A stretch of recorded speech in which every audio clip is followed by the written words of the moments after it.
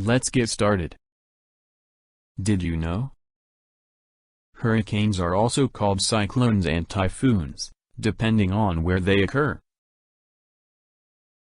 In the southern hemisphere, hurricanes rotate in a clockwise direction, and in the northern hemisphere they rotate in an anti-clockwise direction. The strong spiraling winds of a hurricane can reach speeds of up to 320 km/h.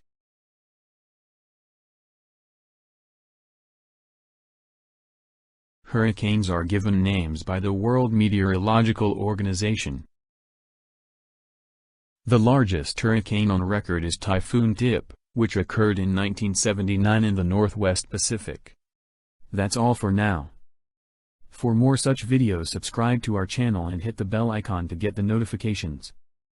Goodbye.